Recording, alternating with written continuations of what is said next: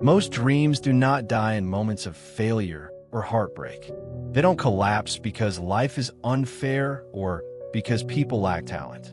They fade quietly, slowly, and almost invisibly, often at the exact moment they're spoken out loud. This truth is rarely talked about, yet it shapes the lives of countless people who wonder why their goals never turn into reality. Jake learned this lesson the hard way. At 32, he lived what many would call a stable life. He had a steady job, a predictable routine, and just enough comfort to avoid desperation. But beneath that surface lived a dream that refused to leave him alone, a desire to build something meaningful, something that belonged to him, something that would make his years feel purposeful rather than wasted. Like many people between their 20s and 40s, Jake believed that sharing his dream would strengthen it. He spoke about it casually with friends during late-night conversations, mentioned it confidently at work, and hinted at it during family gatherings. Each time he spoke, he felt a brief surge of relief, as if saying the words meant he had already taken a step forward. But something strange followed every conversation. The excitement faded. The urgency softened. Days passed without action, then weeks. His dream remained unchanged, while his motivation slowly drained away. At first, he blamed lack of time, money, or energy, but deep down he sensed that something else was stealing the life from his ambition. The more Jake talked, the heavier his dream became. Every opinion added weight. Every raised eyebrow planted doubt. Encouragement brought pressure. Warnings created fear. Even harmless comments forced him to explain himself, defend his ideas, and justify why he hadn't started yet. Without realizing it, Jake had turned his dream into a performance. His mind began confusing attention with progress, conversation with commitment. Talking felt productive, but it demanded no courage, no discipline, and no risk. His dream was slowly being consumed by noise. One quiet morning, after a restless night filled with the same looping thoughts, Jake found himself sitting alone in a nearly empty park as the city slowly woke up around him.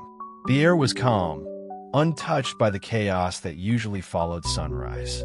On a nearby bench sat an older man feeding birds, moving slowly, peacefully, as if time had no power over him. They began talking, first about simple things, weather, life, how fast years seemed to pass. Eventually, Jake shared his dream again, almost automatically. The man listened carefully, then asked a question that caught Jake off guard. "Why do you keep giving your dream away?" Jake didn't understand. The man explained that dreams are fragile in their early stages. When spoken too soon, they're exposed to opinions, doubts, and expectations before they are strong enough to survive them. Silence, he said, is not weakness, it is protection. Just as seeds grow underground long before they break the surface, dreams need quiet time to develop roots.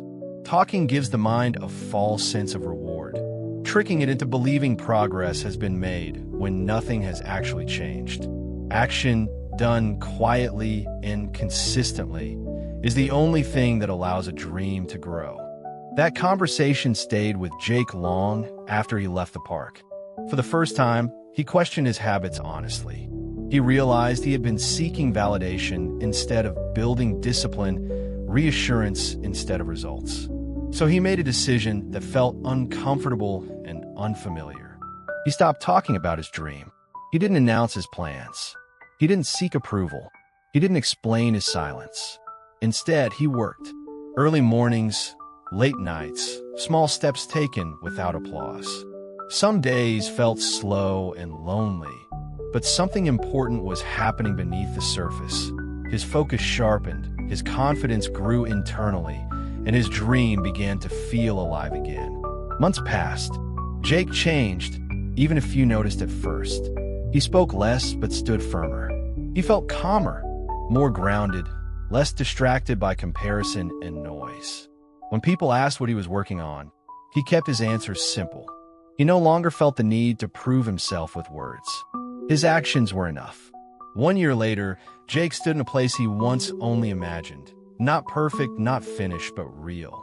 His dream had survived because it had been protected by silence and built through effort.